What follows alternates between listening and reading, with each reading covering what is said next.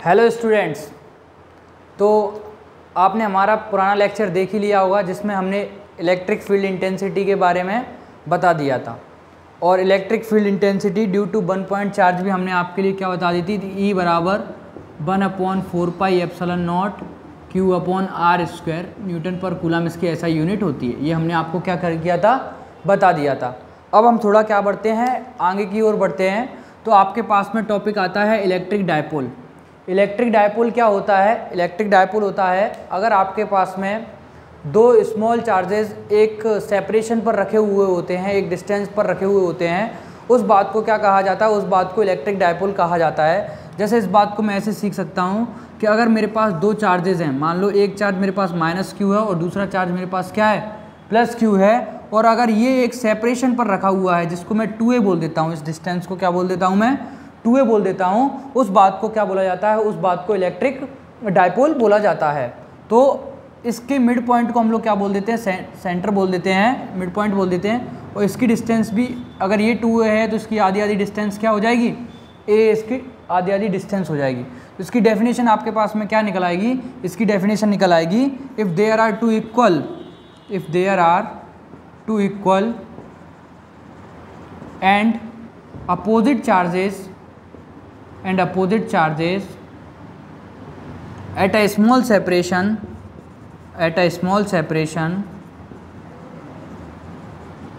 is called an electric dipole. उसको क्या कहा जाता है? उस बात को इलेक्ट्रिक डायपोल कहा जाता है। ठीक है। फिर और इसको जो ये लाइन मिलती है ना, इस लाइन को क्या बोला जाता है? इस लाइन को डायपोल एक्सिस बोला जाता है।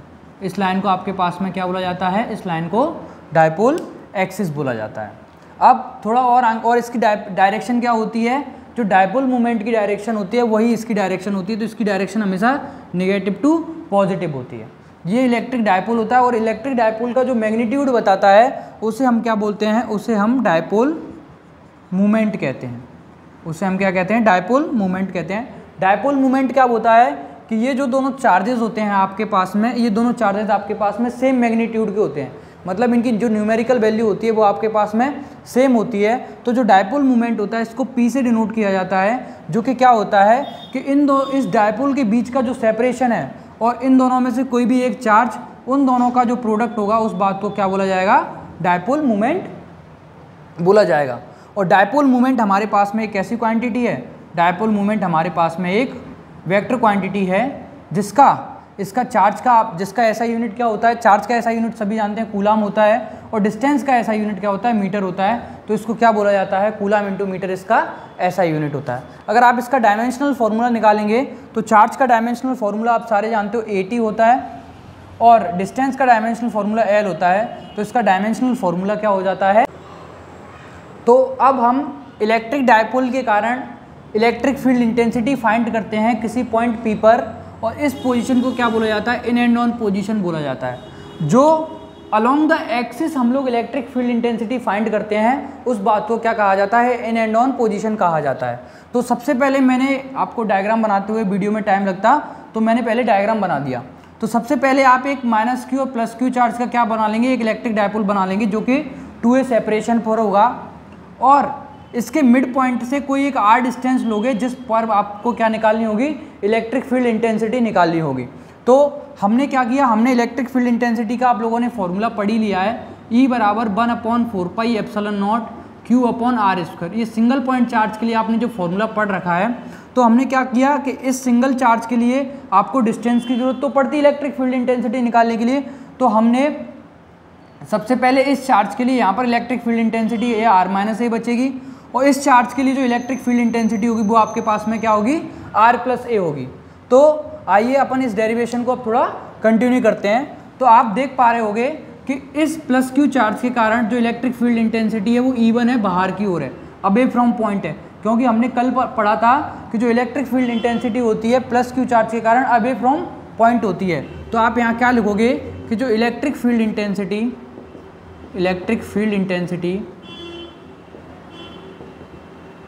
Due to +q charge at point P। तो E1 बराबर लिखोगे आप यहाँ से, जो फॉर्मूला आपके पास क्या था 1/4πε0 Q/r², तो क्या लिखोगे 1/4πε0 Q/r²। तो यहाँ पर r डिस्टेंस क्या है आपके पास में BP है, तो आप इसको क्या लिखोगे BP², और इसकी डायरेक्शन क्या है अलोंग BP वेक्टर है, क्योंकि उसी डायरेक्शन में तो इसकी डायरेक्शन है, तो आप इसकी BP की यहाँ पर वैल्यू रख दीजिए। तो 1/4πε0 Q/BP की वैल्यू क्या दी हुई है आपके पास में r-a²। इसको आप इक्वेशन नंबर 1 दे दीजिए। उसी तरीके से आप अब इस +Q चार्ज के लिए आपने इलेक्ट्रिक फील्ड इंटेंसिटी निकाल ली, उसी तरीके से अब आप इसके लिए -Q चार्ज के लिए आप क्या करोगे इलेक्ट्रिक फील्ड इंटेंसिटी निकालोगे। तो इलेक्ट्रिक फील्ड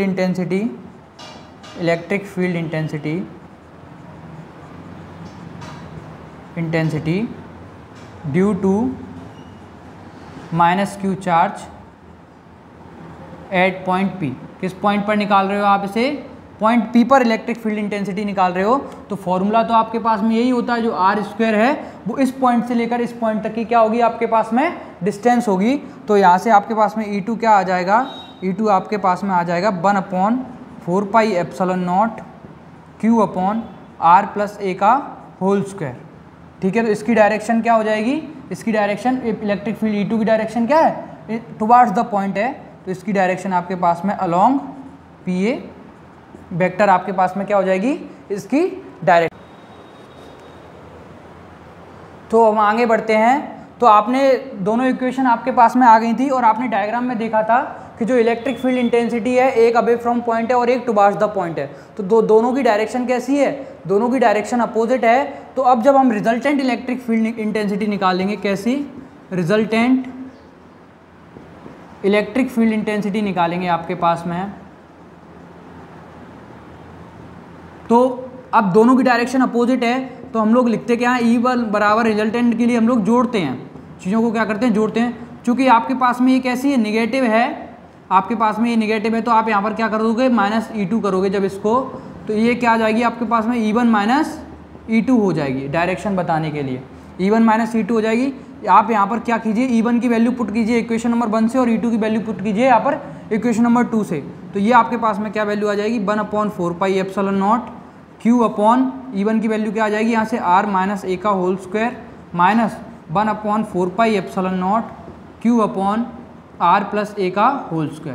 चूँकि आप देख पा रहे होगे यहाँ से कि 1/4πε0 Q क्या आ रहा है, यहाँ पर कॉमन आ रहा है, तो दोनों में से Q/4πε0 क्या ले लोगे कॉमन ले लोगे, तो यहाँ 1 - r-a² और -1/r+a² बचेगा।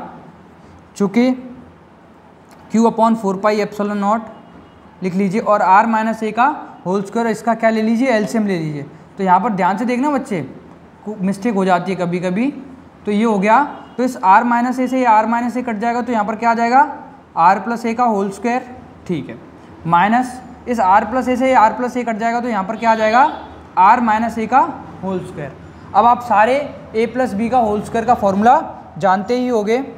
तो a+b का होल स्क्वायर का फॉर्मूला क्या होता है, a+b का होल स्क्वायर का फॉर्मूला आपके पास में होता है a² + b² + 2ra, और माइनस का साथ साथ मल्टीप्लाई कर देना, तो -r² -a² + 2ra हो जाएगा यहाँ पर।